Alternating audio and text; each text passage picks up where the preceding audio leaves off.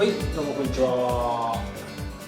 今日はですね、スキの技術の基本的なカットをやっていきたいと思います。スキといってもですね、セリングシザーですいたりだとか、普通のハサミですよね。ドライカットシザーとか持っている人もいると思いますけれども、そういうのでこう削るようにこうすいていったりとか、いろんな技法があるわけなんですけれども、それらをトータルしてここではセリングの技術っていうふうに呼んでるわけであって、セリングっていう言葉がですね、セリングシザーを使うという意味ではありませんので、すいていく技術、髪の毛を軽くする技術をトータルしてスキと呼んでるんで、その辺はちょっと理解しながら聞いていってもらいたいなと思います。スキの技術と言いますとですね、結構 YouTube のコメントとかでもいただくのが、スキについてなかなかこう教えられることがないというふうな感じですよね。とりあえず毛先にラインがはっきりとしたハサミのラインが出ちゃってるから、それをセリングシザーで削っとったらいいんだよみたいな、そういうふうな感じでしか教えられたことがないっていうふうな、コメントとかを、よく見かけるんですけれども、うちのチャンネルではですね、結構そのセリングについて、割と詳しく説明した動画を、たくさん上げてますので、そのあたりもですね一緒に並行してみながら、やっていただくとよりこうスキのね技術の理解が深まるのではないかというふうに思います。なかなかこうセリングってブランドカットと比べて、答えが分かりにくいっていう部分がありますね。例えばグラデーションボブのカットだったら毛束を45度に引いてでもうこのカットラインがある人にまっすぐなってたら、綺麗なこうフォルムが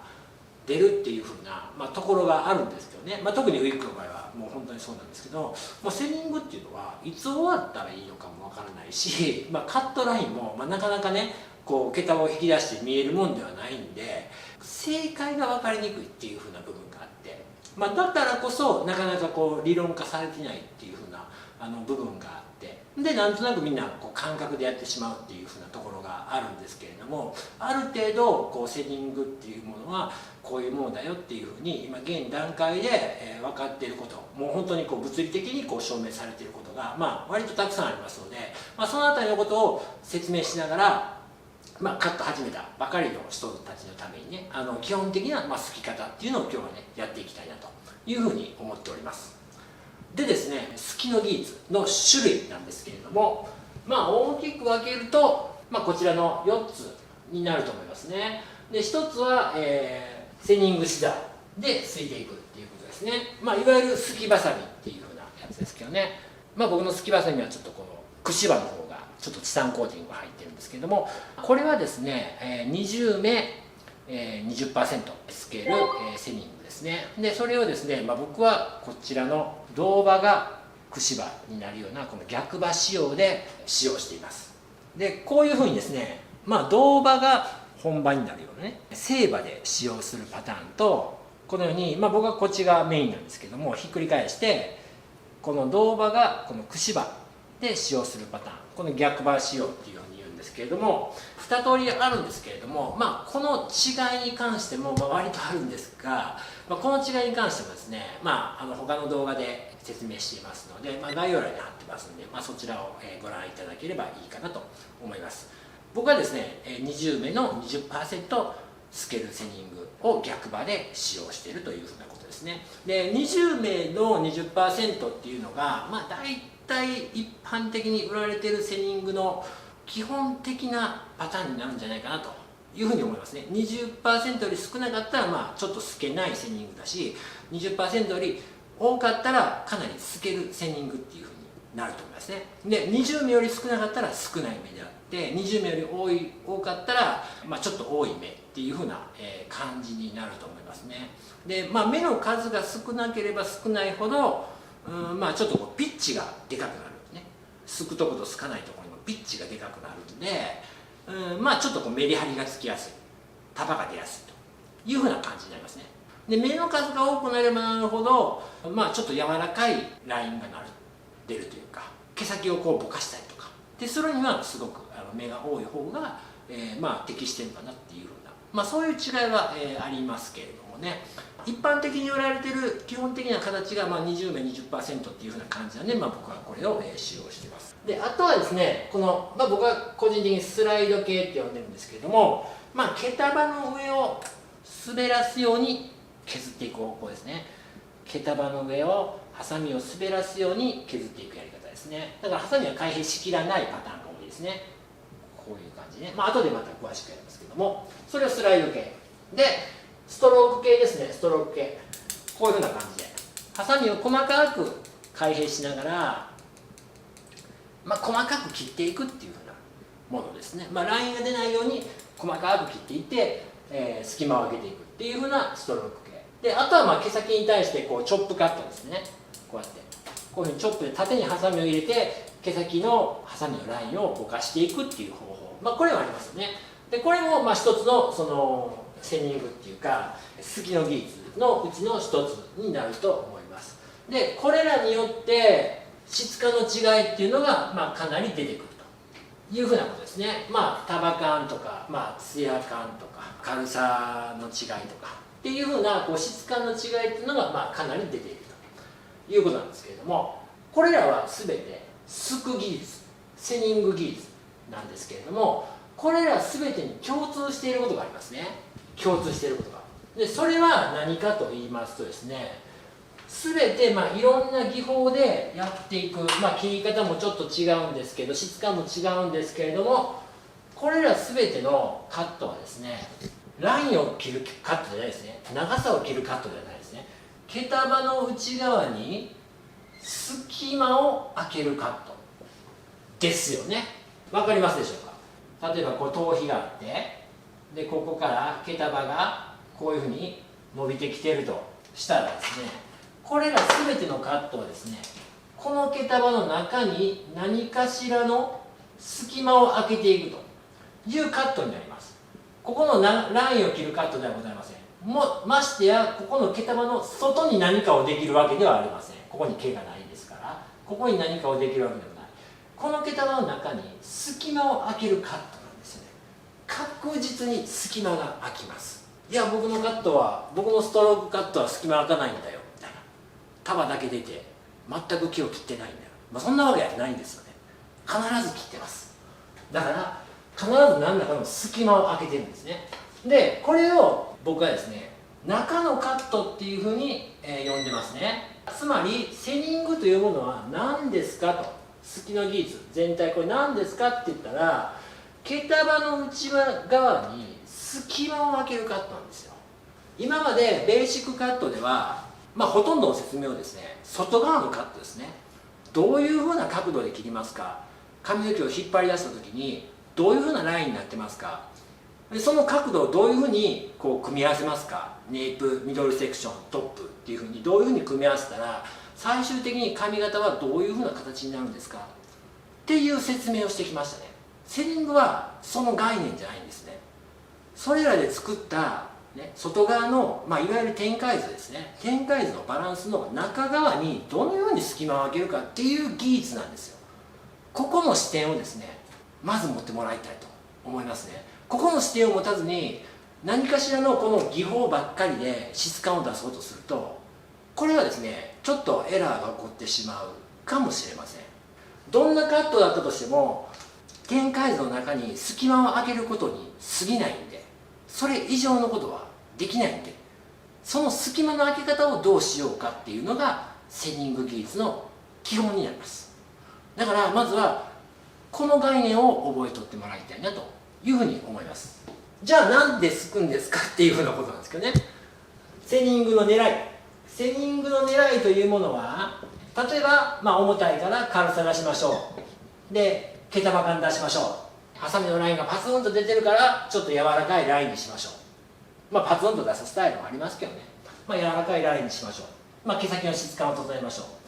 ていうふうなことが、大まかな、セニングの狙いとして、この美容業界では語られているわけなんですけれども、ちょっと注意しておかないといけないのが、毛束の内側に隙間を開けるカットなんですよ。どんなカットだったとしても、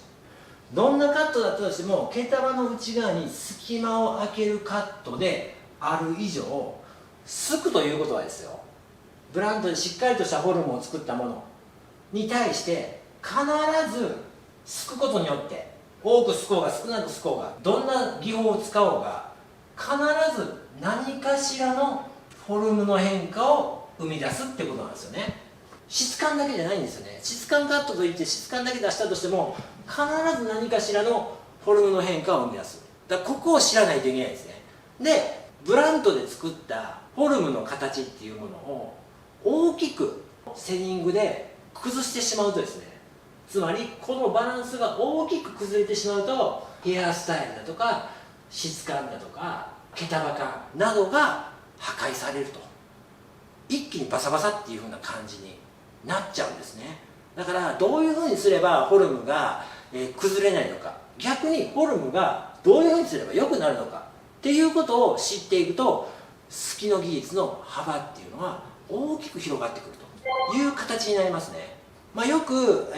この美容業界で言われているのが、セリングですくとバサバサになっちゃうんだよとか、だからスライドですいた方がいいんだよとか、チョップでやった方がいいんだよとか、ストロークカットですいた方がツヤが出るんだよとか、それはですね、ある意味間違いじゃないんですね。セリングでやるよりストロークとかスライドでやった方が確かにツヤが出る。ただそれっていうのは1割か2割ぐらいの差というか、最後の質感の違いであって、例えばセリングがバサバサになるんですよっていうふうな意見に対して、それはセリングがバサバサじゃないんですよね。セリングっていうのは最も早く素早く、多くの量を取れる、技法になりますので、そのセリングを入れすぎることによってこのフォルムのバランスが崩れてしまうんですよね。だからバサバサになるんです。破壊されるっていうことになります。だけれどもセリングを使ってもこのフォルムのバランスが保たれたままだったらこれはバサバサにならないんですよ。僕も結構セリング割と使うタイプですけれども、全ての技術を使いますけれども、そんなにバサバサになるってことはありえないですね。何回もやってますけど、いろんな人を何回もやってますけど、使い方さえ、間違わなければバサバサになるってことはありえない。逆に言えば使い方間違えたらそらバサバサになります。もっと言えばですね、例えばスライドカットだろうがストロークだろうが、こちらのフォルムを崩すぐらい使うとバサバサにすることもできます。だからスライドとかストロークがバサバサにならないんじゃなくて、そのセリング中のカットをすることによって初めに設定したブラントカットで設定した形というものに対して大きく変化を加えてしまった、それがまずい変化だったという場合に形の破壊、質感の破壊っていうのが行われるんであって、なのでセリングシザーというものが最も効率的に素早くすけるから、セリングが、これを潰しやすいっていうふうになるわけなんですよね。だからスライドとかストロークとかチョップカットでも潰そうと思えば逆に言えば潰せるというふうなことです。だからこれらがツヤが出るとかバサバサになるっていうんじゃなくて、ここのバランス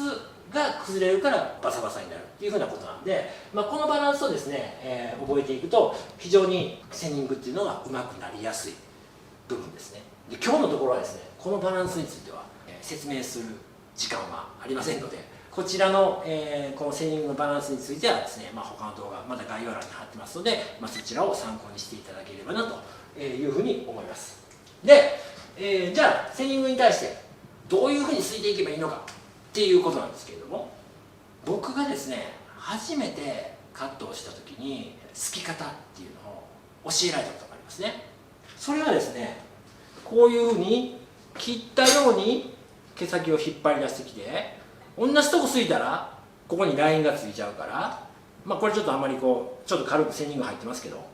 同じようについたラインが入っちゃうから毛先3分の1ぐらいをずらしながら1回2回3回ってしたら、結構筆の先のようになって毛先がなじむよと。すきばさみというのは毛先3分の1を1回2回3回とずらしながらすきなさいっていうふうに僕はカットやり方を教えられましたね。正直でもセリングでその時教えられたことはこれぐらいだったかもしれませんね。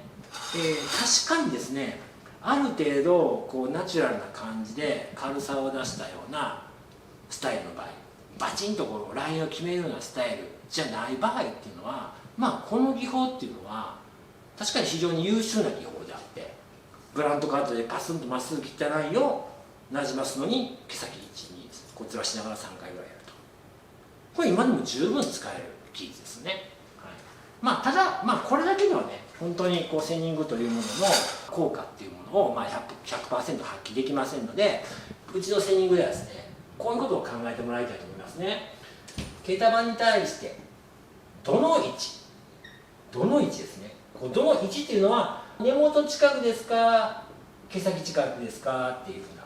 ところですね。このように毛束を引きましたらセニングシザーなんでここに入れることももちろんできるわけですね。もちろんここに入れることもできるし、ストロークカットとかスライドカットも一緒ですけど、ここに入れることもできるし、ここに入れることもできるし、ここに入れることもできる。根元から毛先まで、ね、バスッと長さ切るようなハサミじゃないんで、どこに入れることだってできるんですね。さあどの位置に入れましょうかっていうことですね。そしてどれだけ、これすきの量ですね。すきの量何回ぐらい開閉するんですか、この 20% のハサミで。皆さん使ってるハサミでいいですけどね、どれだけの量を入れるんですか。そしてうちの YouTube では相当このことを言ってるんですけど、どの角度でってことですね。でこれがフォルムコントロールにつながるんで、この角度をね覚えておくとですね、非常に効率的に形を出すことができるというふうなことですね。だからすくということはどんなすき方しても何かしらのフォルムの変化を生み出すわけですね。その変化がいい変化になった方が絶対いいじゃないですか。そのいい変化を狙ってつけれるようになるのがこの角度の習得ということになってきますね。はい、例えば耳の後ろを膨らむ人をより効率的にタイトにしたい。すけば基本的にはどんなすき方だろうがすけばタイトになるんですけどね、量は減らすことしかできないから、ボリュームも減らすことしかできないからすけばタイトになるんですけれども、より効率のいい角度で入れることによってあまりすかずに狙ったタイトさが出てくるというふうなことですね。でこの角度っていうのはどういうことかって言ったら、簡単に言いますとですね、毛束を引っ張り出した時にこのように上が短く下が長いように入れるんですか、このようにまっすぐ入れるんですか、このように下が短く上が長いように入れるんですかっていう角度ですね。この角度によって同じ量を入れたとしても、同じ1回の開閉したとしても形の出方っていうのが全く変わってきますね。これもですね他の動画でやってますので、そちらを参考にしていただければいいかなと思います。でその角度の違いなんですけれども、どういうことかって言ったらですね、基本的にはですね、例えばこれボブなんでカットラインがこういうふうに切られてるんですけど、このカットラインとはこれ全く関係ありません。全く関係ない。このカットラインによって出来上がったフォルムっていうのは今もうここにありますから、ここにありますから、このフォルムに対してセニングでさらにちょっと締めたいのか、あんまり締まらないように軽さだけ出したいのかっていうふうなことなんですね。それはどういうふうに決めていくかというと、基本的にはこのように頭をですねこのように割っていきますね。これで大体大まかな頭皮の角度っていうのが分かれてますから、このラインによってね、例えばネープは頭皮がちょっと下を向いてますよね。こう頭をまっすぐ立った時にちょっと下を向いてる。でミドルセクションっていうのはほぼ横を向いてますよね。でオーバーセクションっていうのは上を向いてる。前から見た時にサイドのアンダーセクションっていうのはほぼ横を向いてますよね。それは丸いから厳密に言うと違うんですけど、でも大体横を向いてる。でトップオーバーセクションっていうのは上ですよね。大体上を向いてる。で前髪っていうのはちょっと少し前を向いてるというふうな感じで、頭の向きによって、頭をこういうふうにね12345ね6分割、片方で言えば6分割に分けることができるんですけども、どの角度で入れますかっていうのはですね、この頭皮の向きに対してまっすぐシェイプした毛束に対してどの角度で入れるかというふうなことなんですよね。だから例えばこれサイドアンダーセクションなんで、頭皮の向きに対してまっすぐシェイプした時にこの状態ですね。もうカットラインは関係ないですよ。ボブだからこういうラインになってますけれども、カットラインは関係ない。でこれをタイトにしたいのか、あんまりタイトにしたくなくボリュームキープしたまま軽さだけ出したいのかっていうふうなことなんですね。例えばこれレイヤー状にすく、そうですね、上が短く下が長い、レイヤー状にしといたらこれかなりタイトな方向に走ってきますね、形が同じ1回すいた状態でも。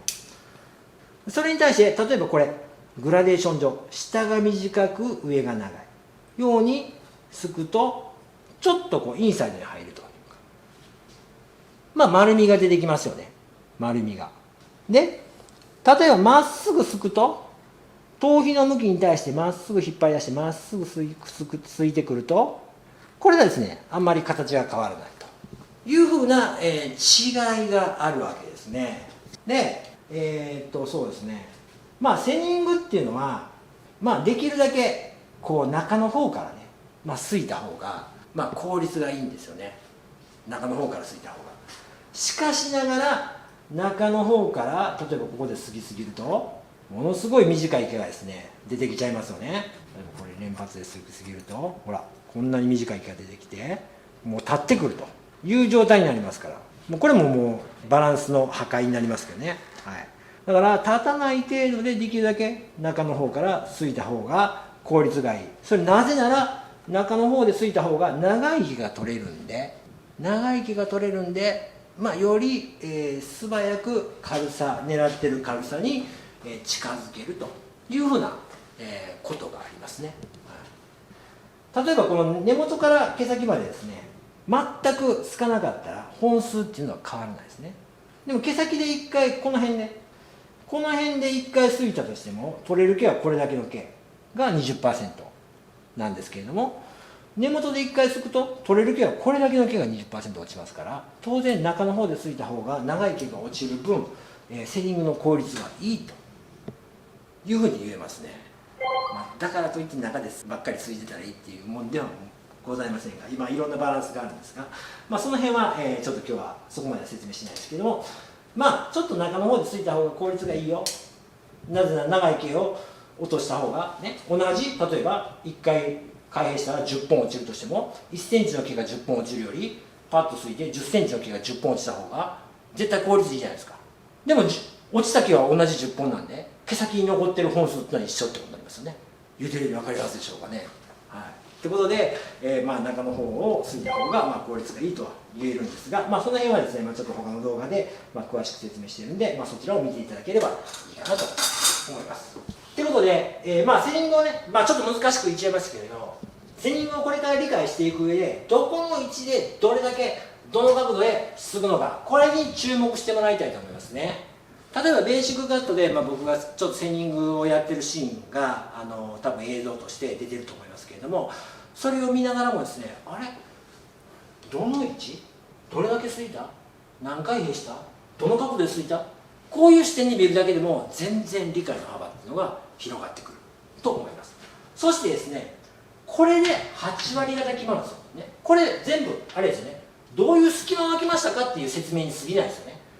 どの位置でどれだけどの角度でっていうのは、ね、全て毛束の内側に隙間を上げるかっていうの、この隙間の話をしてるわけですよ。でこの隙間の上げ方によって8割方決まってきます。フォルムの締まり方だとか軽さの表現、質感も決まってきます。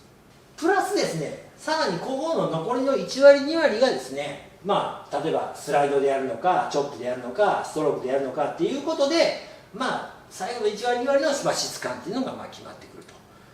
いうふうなことになりますので、これらの技法をどう使うかっていうことよりも、こちらですね、どういうバランスで使われているのかっていうふうなことに主観を置いてほしいなというふうに思うんですね。でも日本の今までのセニング教育っていうのは、さっきのその毛先のすき方と、あとはこちらの技法ばっかりなんですね。こういうふうにしてすくんだよみたいなじゃないんですよね。どんな技法だったとしても毛束の内側に隙間を空けるカットに過ぎないわけですね。で毛束の内側に隙間を空ける以上、何かしらのフォルムの変化を必ず引き起こしてます。でそのじゃあフォルムの変化を理解するためにどの位置でどれだけどの角度で続くのかっていうところにやっぱり注目する必要があるし、こういうことを意識しながらセニングをやっていくと、非常にセニングでのこのフォルムコントロールとか質感の出し方っていうのが身につきやすいというふうな形になってきますね。で最後にこれは桁場1つの話ですけどね、1つの桁場のどの位置どれだけの量をどの角度でっていうだけの話なんですけども、で最後に例えばそのヘアスタイルによってですよ、ヘアスタイルによって頭の位置による適切なバランスっていうことを知る。つまりそのヘアスタイルによっては割とですねすき込んでもいい部分っていうのがあるし、すき込んではいけない部分で、頭の位置によってインナーレイヤー、さっき言ってた、これをインナーレイヤーって言うんですね。これをインナーレイヤー、中のレイヤーでインナーグラデーションで、これまっすぐってことですけど、頭の位置によってインナーレイヤーと、グラデーション、もしくは隣り合うパネルによってインナーレイヤーとグラデーションっていうのを使い分けることもあるんですよね、お客さんの癖によっては。っていうふうな感じで頭の位置によってよりそういうふうなバランスを理解することができるようになると、非常にですねブラントカットで切ったものに対してさらにセニングで完成度を高めることができるというふうなことになってきますので、そういう視点でセニングっていうのは中に隙間を空ける作業であり、まず中にどういう隙間を空けたらどういうふうに軽さが出るのか、フォルムが締まってくるのか、良くなってくるのかっていうことを理解するってことがすごく重要であって、その先にようやく最後に技法があるというふうな感じでですね理解しておいていただければいいんじゃないかなと思いますね。では早速ですね、基本的なすき方の技法の実演に入っていきたいと思います。今からセニングの技法について説明していくわけなんですけれども、セニングでですね、先ほども言いましたように、すくということはですね、どんなすきであったとしても、こういうふうなストロークであったりスライドであったり、こういうふうな抜いていくような技法であったとしても、この今あるこのフォルムですね、シルエットとも言いますね、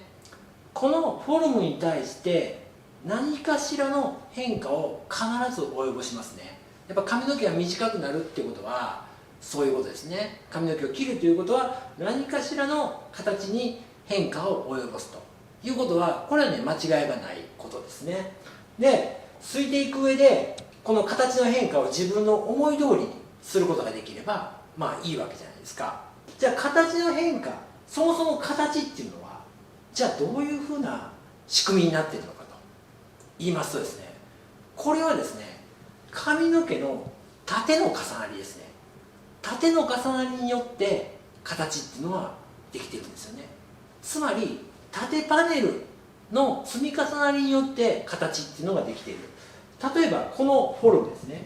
ここのフォルムというのはですね、このように割っていきますと、この耳の上のフォルムっていうのはこの縦パネルの積み重なりによってこのフォルムができているわけですね。でこれをちょっと前から取ってもらうと、ここのフォルムっていうのは今ここの髪の毛とここの髪の毛をのけましたけど、ここの髪の毛とここの髪の毛があってもこの形っていうのは変わんないですよね。ほら、ここの髪の毛があってもここの髪の毛がこういうふうになくなったとしてもこの形っていうのは変わらないですね。これ当たり前のことを言ってますけど、ヘアスタイルのフォルムというのはこの髪の縦の積み重なりによって形成されているんですよね。これ物理的にそうですよね。言い換えればですね、ここのフォルムというのはここの髪の毛とは無関係なんですね。つまりこの横並びの髪の毛、これとこれは横に並んでますけど、オーバーセクションでこれがあろうとなかろうとこのフォルム、シルエットっていうのは変わらないわけですよ。わかりますかね、言うてみる。何が言いたいかと言いますと、髪の毛のフォルムをセニングでコントロールしようと思うと、この髪の毛の縦パネルで考えた時の髪の毛に対してどのようにセニングを入れていくかによって決まってくるというふうなことが言えるわけですね。だからセニングっていうのは基本的に縦パネルで考えていくということが重要になってきます。例えばこのサイドのアンダーセクションに対して、このサイドのアンダーセクションは頭皮がこっち向いてますから、シェイプの角度もこうで、このシェイプの角度に対して、こういうふうにグラデーション上に入れていくのか。これはですね、カットラインがグラデーション上だから、カットラインで平行にっていうふうなことなんですけども、このパネルに対してはこのラインに対して、この横のラインに対してはグラデーション上なんで、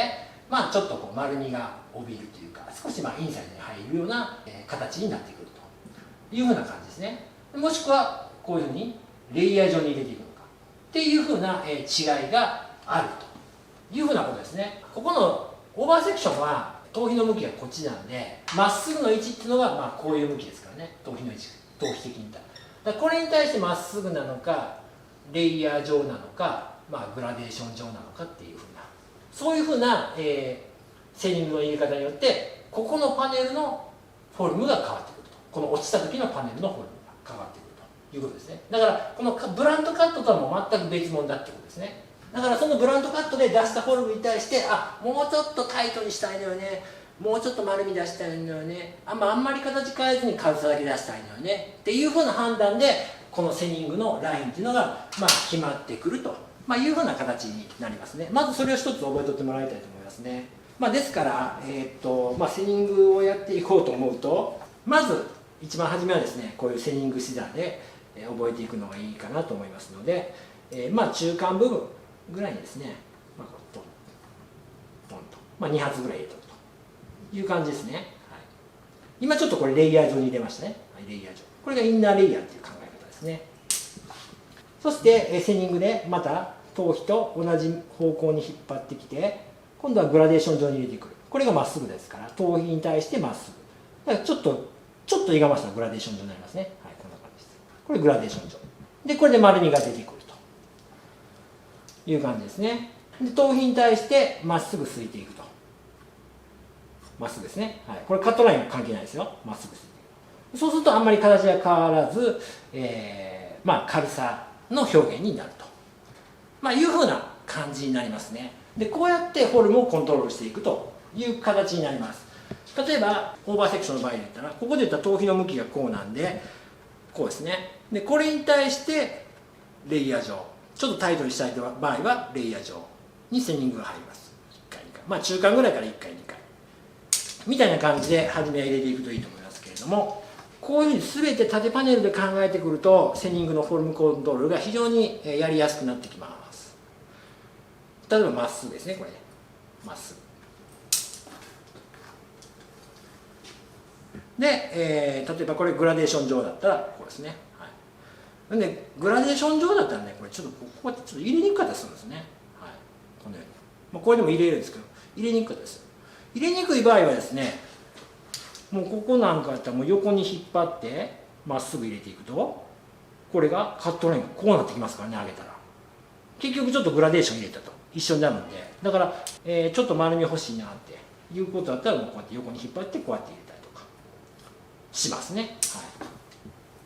はい、このようにですね、フォルムをこうちょっと調整しようと思って中間部分から2発ぐらい、20% のセニングを入れてくると、これ中間部分に入れたといっても毛先の毛ももちろん落ちますから、案外も毛先がすかれてるというふうな形になってきますね。はい、それでも重たい場合は最後にこう毛先だけちょっとね、こうやってすいてもいいですけどね。はい、そんな感じで、セニングをですね、頭をですね先ほど見せたようなこういうふうな6ブロックに分けて、ここどうしたい、ちょっと前髪タイトにしたいなとか、あんまりこう薄く、これ以上薄くしたくないなとかっていうふうな感じで角度を意識して、中間部分から2回入れていくと、2回って言ったらちょっと語弊があるんですけれども、セニングの入れる量はそのお客様のですね、毛量だとか癖の状況ですね、それによって入れる量っていうのが本当に変わってくるんで、自分がまずどうしたいのか、パッとここ見た時にこうやってめくって、ここ見た時にちょっとタイトにしながら軽くしたいなとか、これ以上ちょっとボリューム減らしたくないんだけどちょっと軽さだけ欲しいなとかっていうふうに、まずどうしたいのかっていうのを決めて、それやったらこうかな、あんまりボリューム減らしたくないから毛先の方だけに、でもちょっと内側に入れたいからインサイドグラデーションを入れようかとか、毛先の方だけでそれがなったのかどうかっていうのをこうやって考えるんですよ。この繰り返しによってですね、すごくパッと見た時に自分が思ってる描いてる形に素早く近づけるようになるというふうなことがありますので、セニングっていうのはそんな感じで入れていってもらえればいいかなと思いますね。技法としてはね、もう毛束引っ張って中側にこうやってね狙ったところに入れていくと、いうふうな感じなんで、そんなに難しくはないっていうか、誰でもできることだと思うんですけども、僕の場合はですね、中にどう入れるかっていうのを意識してるんで、割とこう毛束取ったらこの指の内側で割と仕事したりしますね。はい、毛先トップの方とかね、毛先つきたい場合はこうやってやったりとか、この辺の例えば顔周りとかも毛先つきたい場合はこういうふうにね、いわゆるこうブラントカットみたいな感じで、ブラントカットの使い方と一緒ですよね。取ったところの外側をすいていくと、いう形をしますけれども、割とこのフォルムコントロールを意識するときにはこう毛束引っ張って中側をすいていくと、いう形が多いですね。そんな感じでセニングは入れてもらったらいいかなというふうに思います。だからまずどうしたいのかっていうのが、必要ですよね。はい、例えばネイプとかのかなり短い部分で、例えばこうパスンとこう切られてるとねいう感じでラインが出ちゃってる場合ですよね。でこのラインを少しぼかしたいというふうな場合だったら、ここはですねもうそんなこういうふうにこれぐらい短いですから、こういうふうに引っ張り上げてグラデーションとかレイヤーとかっていうのを意識したらすごく難しくなるっていうか、なかなかそんなことできませんから、こういう場合はここをなじましたいわけだから、もう下に下げてこのままこういうふうにハサミ入れちゃうと割とこうラインが残っちゃうんで、束取ってこういうふうに下げた状態ですくと、下げた状態ですくイコールですね、こうすいたところはグラデーション上に、セニングのラインが入るんですけれども、グラデーション上に入るといえども、そもそも締めてるカットであって、グラデーション上に入るといえどもすくことによって必ずタイトにはなりますので、ボリュームが増えるってことはないので、よりネイプがこう締まって、さっきパスンと切ったラインが、肌に沿うような柔らかいラインになってくると。短くなってしまってラインつけたくない場合はこういうふうに斜めに入れたりすることもありますよね。そんな感じで、セニングを使っていく感じですね。例えば耳の後ろ膨らんでる方ね、短くしたら耳の後ろ膨らんじゃうんだよっていう方多いですよね。そういう場合は耳の後ろの毛束を取って、これもみんなレイヤー状に入れていくという感じになりますね。そうすると耳の後ろがタイトになると。耳の後ろから次の毛束っていうのは割とこう例えばくびれがあるようなショートボブとかあったら、ここは丸さが欲しいんで、ここはねグラデーション状に入れていくと、こういう感じね。そうするとですね、もうここの隣り合う毛束っていうのが、こっちはレイヤーで入れてこっちはグラデーション状ってなるわけですよね。そうするとこっちがグッとタイトに縛って、こっちは少し丸みを帯びることになる。よりこのショートボブに適したフォルムになりやすいんですよね。ブラントカットでこういうことはできませんよね。例えばこっちの隣り合う毛束、こっちレイヤー入れるけどこっちグラデーションで切るみたいなことはできないですよね。セニングっていうのはそのパーツによってこの入れる角度をすごく大きく変えてもヘアスタイル的におかしくならないんで、その辺がセニングでできるフォルムコントロール、逆に言えばブラントカットではできないフォルムコントロールということになってきますね。まずね、だからすくことによるこのフォルムの変化を覚えるのはですね、まずセニングである程度使い込んでやっていった方がいいかと思います、ね。ちょっと耳後ろ締まっていい形になりましたよね、これね。適当に切ったウィッグですけど。はい、ではですね、今度はストローク系のカットを説明します。ストローク系のカットもですね、割とすく量が、セニングほどではないですが、髪の毛が落ちる量っていうのは多いんで、これも横に引っ張ってある程度この入れるラインですね、フォルムを意識していくとことが必要ですね。で、やっちゃうとこんな感じになりますね。こんな感じで毛束がね、今ちょっと下の方が長いような感じで毛束が取れてるわけなんですけれども、これはですね、どのように切ってるかと言いますとですね、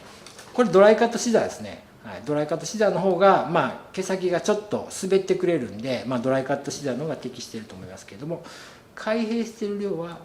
これぐらいですね。これぐらい、ほんと毛先じゃない、刃先ちょっとぐらいですね。これぐらいの開閉です。これを振りながらやってる。でこう入れて、例えばまっすぐ入れるとしたら下から入れる方がやりやすいと思うんで、細かく切ってる感じですね。まっすぐ切りましょうかね。ほら、ほぼまっすぐなラインが出てますよね。こんな感じで抜いていきます。結構ねこれね難しいよっていう人いるんですけど、早くやるとこんな感じですけどね。どのようにやってるかと言いますとですね、ちょっとカメラさんをですねちょっと上から撮ってもらうとですね、切ってる時にほらこんな感じです。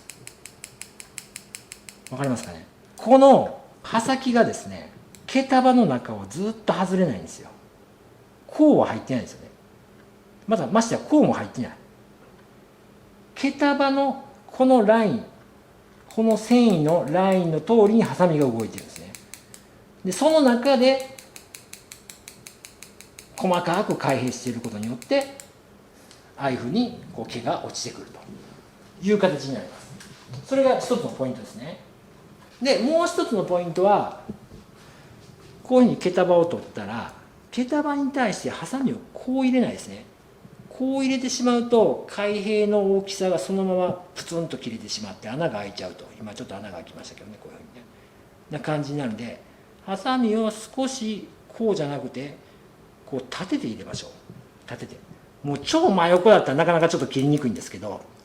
ちょっと寝かす感じですね。こうじゃないです。こうじゃないです。ここにハサミをこちら側にこう、寝かすというのか立てるというのかちょっと分かんないですけど、こうですね。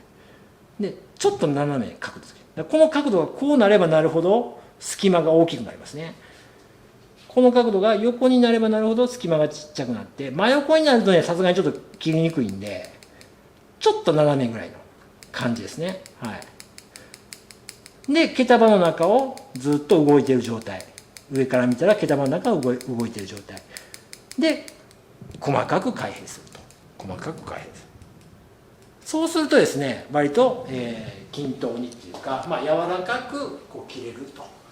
いう感じになると思いますね。例えば上の髪の毛ですね、トップの髪の毛になってくるとやっぱりこのレイヤーとかグラデーションっていうのをコントロールしようと思うとこういう角度に引くんですね。でこういう角度に引いて、例えばレイヤーだったらもうこんな感じに入れないといけない。もう結構しんどいですよ。結構しんどい。こんな感じで入れるの。なのでトップの髪の毛になってきたらこういう角度で引きますから、例えばレイヤーやったらこっちからこうですよね。この辺からこれはですね毛玉に対してこっちからこうハサミはこの水平ぐらい、この感じで上から下に向かってこう入れていくと。今こういう角度で入れましたね。上から下に向かってレイヤーやったら入れていくと。こんな感じですね。グラデーションやったらこう引っ張って、これが頭皮の角度でしょ。下から上に向かって抜いていくと。細かくハサミの開閉は一緒ですね。抜いていくという感じにしていくと毛束が落ちやすくなってきますね。はい、多分こっちやったらこっちに回ってきて、体がこっちに回ってきて、今これグラデーション入れようと思ったら下から上に向かってほら、これかなり透けてますよ。毛が落ちますからね。はい、こっちはレイヤー状に入れようと思ったら上から下に向かってこんな感じで進んでいくと、トップの方にも、ストローク系のカットが入れれると、いうふうな感じになってきますね。これがストローク系のカットですね。はい、慣れてくるとこんな感じでパーッとちょっとこう見ながらここだけタイトにしたいなと思うときだけ拾ってちょっとレイヤーに入れるとかね。はい、レイヤーに入れるから上の短いところから長いところにこう上から流れてくる。下からこう行っても上から行ってもこれどっちでもいいですけどね、やりやすい方でいいかなと思いますね。こんな感じでやっていきます。続いては、スライドカットですね。スライドカット、これはですね、セニング、ストロークときて、次スライドですね。この3つで言うとですね、スライドカットが一番1回のこの隙による毛束の落ちる量ってのは少ないですよね、スライドカットが。はい、でスライドカットっていうのは束を取って、基本的にはこういうふうに束を取って下っ側を削りますね。下っ側を削る、下っ側を削る。考え方としてはこういうふうな縦の重ねですね。ブロックをこういうふうに分けていくんですね。で下っ側を削るんですね。この下っ側を削る、下っ側を削る、下っ側を削る、こういう感じで削っていきます。でこれをですね、ちょっとこう前から見てみるとですね、こう頭皮があったとして、毛束がこのように出ているとしたら、下っ側を削るんでこんな感じで削られるわけですね。ここに空間ができます。でその次の毛束もこうあるんで、ここに空間ができます。もちろんこれによってね、多少なりともタイトになるんですが、セニングとかストローク系のカットほどたくさんの量を落とすわけではないんで、そこまでフォルムに多少もちろんフォルムに変化出るんですが、そこまで大きなフォルムの変化っていうのは出ないんで、スライドカットの時は多少は考えるんですけど、そこまでフォルムを意識はしないですね。フォルムを意識するのはセニングとかストロークである程度フォルムを作って、で最後の質感っていうか、そのテクスチャーを出す時にもうちょっと束感追加したいなとか、もう少しこうメリハリ欲しいなっていう時にこういうスライド系を使うんですが、こういうふうになってきますね。髪の毛が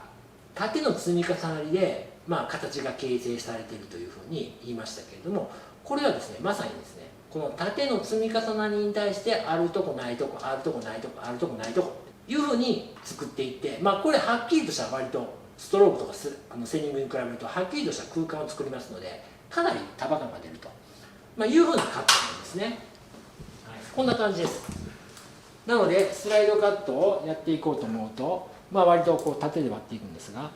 こういうふうに下側を削る。開閉はこんな感じですね。こんな感じ。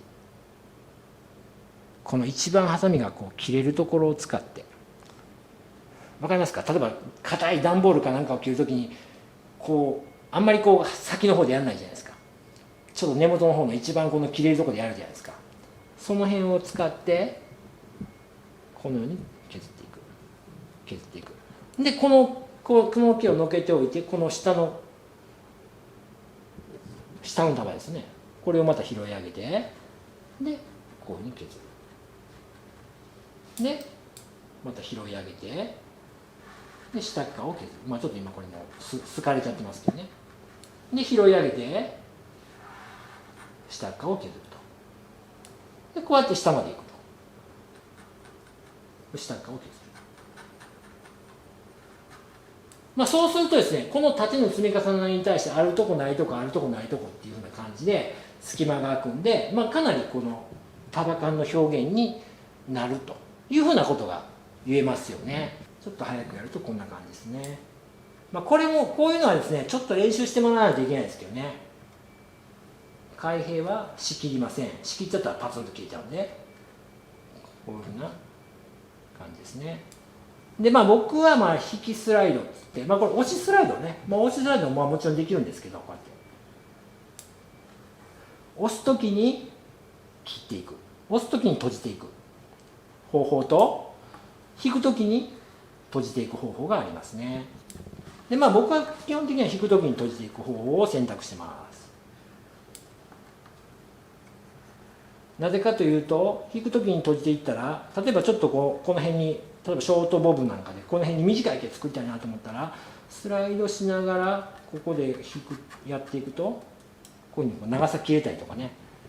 引きスライドの場合はもう毛先1センチまでこうやって削れますので、押しスライドの場合はちょっとこういうふうに毛先の方はちょっとなかなかスライドカット入れれませんので、基本的には僕は引きスライドを使ってますね。はい、続いてはチョップカットですね。チョップカットは例えば、上時計だったら、これちょっとこういうふうにパチンと揃ってるとしたらこの揃ってるものに対して、まあ先ほど一番初めに言ってたそのセニングでザクザクザクと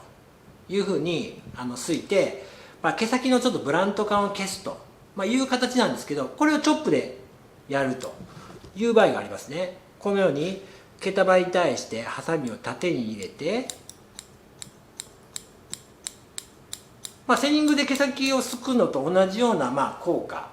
なんですけれども、やっぱセニングに比べてチョップの方が、まあ、当然ピッチが大きいですよね。ピッチがだからすくところとすかないところの隙間が大きいですよね。すくところはまあしっかりつけると、まあ、いうふうな形になりますので、まあセニングに比べてですね、まあ、どっちかっていったらこう、まあ、まとまりがいい感じになりますよね。セニングの方がまあ馴染みやすいというか、まあ、ボケやすいと、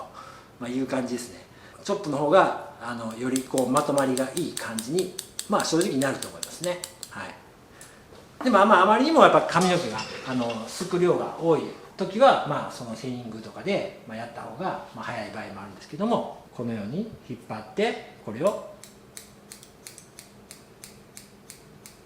ね、縦にハサミを入れてぼかしてなじましていくというふうな、技法ですよね。でこれはですね、まあ、ドライカットシザーズで、まあ、やってもいいんですが、まあ、ドライカットシザーズだったら、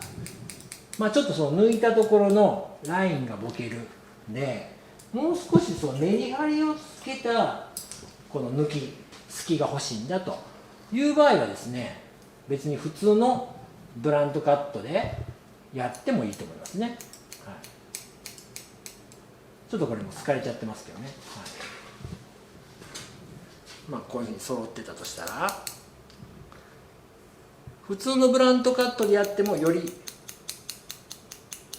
抜けますよね。はい、ドライカットシザーズでやった方がなんていうかな、こうちょっと感触的にこうすごく柔らかく入るんで、なんか安全な感じはあるんですけども、まあ、ブラントカットでやった方がパソンっていうふうにスパンとこう抜けます。はい、そんな感じになりますね。だからチョップカットはですね、よく使うようにこういうふうにちょっとこう斜めに入れてね、長さを切るチョップと、こういうふうにセニングとして使う、これはもうかなりこう髪の毛のこの毛流れっていうか繊維に対してまっすぐ入れていくわけですけど、セニングとして使うチョップの、まあ、2種類があるというふうな形になりますね。まあ入れ方としては全然難しくないですね。こういうふうにちょっと毛束を余らしておいて、こういうふうに入れていくと。はい、まあ、癖の人とかでこう結構くるんと巻いてしまう人とかだったら、まあこうやって入れて、まあちょっと中に入れたい場合ね、それかこうやって入れて、このようにこの上から、この束の上から毛先に対してこうやって入れるんじゃなくて、束の上からこういうふうに入れていくという場合もあると思いますね。まあ技法としてはまあそんな感じですかね。まあ、大きく使う技法としては。あとは最近ですね、まあ、横スライスで取って、まあ、僕はあんまり使わないんですけど、横スライスで取ってこういうふうに毛束をこういうふうに開閉しながら抜いていくというパターンもありますね。これも非常に正面から見た時のこうメリハリがつきますね。しかしながらですね、これはですね、かなり毛束の量的には、まあ、割と多く削っていくんで、フォルムがタイトになりやすいですね。すごくフォルムがタイトになりやすいんで、やりすぎるとこのボリュームを出すところに対してこれを結構多く入れすぎると、前から見たらペタッとなる。横からこういうふうに正面から見たらすごいいい束感が出るんですけど、前から見たら結構ペタッとなるっていうパターンがまあ割と多いんで、まあタイトになってもういいぞというところにはですね、まあ、こういうふうな感じで入れていくやり方もありかと思いますね。あとは例えばですね、まあ刈り上げですね。刈り上げでちょっとこう柔らかいラインっていうか、まあ、ちょっとこのセニングにつながるようなライン、もしくは刈り上げがなかなかうまくいかなくてセニングでぼかす、まあ、そういう時にですね、普通に刈り上げするようなハサミの動かし方でこういうふうにセニングシザーを使って、ちょっとガタつきをまあぼかしたりとかですね、もしくはそういうふうにこう柔らかいラインを作ると、まあ、いうやり方もありますね。これはもう刈り上げをするようにセニングを入れていくとすると、ピシッとしたラインから少し柔らかいラインになってくると、まあ、いう感じになってきますね。はい、上のこの長いところにもこうつながっていきやすいと、こういう技もあると思います。はい、今までね言ったことぐらいがですね、大体僕が日常基本的に使ってる、すきの、技法なんですけれどもね、それぞれ特徴があって、難しいやつもあれば、ちょっとそんなに難しくないやつも、あるんですけれども、とにかくですね、初め言ってた、どこにどれだけの量、どの角度で入れていくのかとか、あとはその頭のね、その6分割しましたよね、場所場所にここはタイトにすべきだとか、ここはちょっと丸みを残すべきだとか、ここは割と束感を出すべきとか、頭の場所場所によっていろいろこう入れるところっていうのが細かく分かれてくるんですけれども、それらはですね、これが正解っていうのはなくてですね、まずお客様の素材ですね、素材によってセニングの入れ方っていうのは大きく変わります。だからここがですね、なかなかこうちょっとセニングの理論っていうものが教えられない部分なんですけどもね、こうだよっていうのがなかなか言えないからね、こういうことはですね、本当にこう自分で覚えていくしかない部分もあります。しかしながら今日言ってたことを頭に入れとけば、ある程度こう素早く自分の中でこうセニングの感覚っていうものが身についてくる、ここはこうした方がいいなっていうふうなのが身についてくるっていうこともありますね。ですからですね、そのお客さんを切る時でも、ウィッグを切る時でもいいんですけれども、自分がどの場所に、頭のどの場所にどの角度でどういうふうにセニング入れたのかっていうのを積み上げていくってことが大事ですよね。でその結果どうなっていったのかということをどんどんこうデータとしてね、やっぱ積み上げていくっていうことが大事ですよね。その積み上げていく中でいろんな失敗をしてもらいたいと思いますね。特にウィッグなんかでは本当に形が破壊されるまですくで、これは絶対的に大事な練習だと思いますね。どこまでいったら破壊されるのか、破壊してしまったからダメなんだじゃなくて、セニングでどこまで突っ込んだら破壊するのか、逆に言えばどこまで突っ込んでも破壊しないのかってことですよね。スライドでどういうふうにやれば束感が出るのか、逆にどこまでスライドで突っ込んじゃうと穴が開くのかってことですよね。ストロークはなかなかね、もう技法的に結構難しいんで、なかなか習得しづらいんですけれども、ストロークもですね、やりながらですね、失敗と成功を繰り返しながら、身につけていくっていうことがすごく重要だなというふうには思いますね。セニングっていうのは本当に何度も言いますけれども、これが正解っていうのは非常に見極めにくい部分があります。だからまずそのブラントで切った形に対して自分がどうしたいのかっていうのを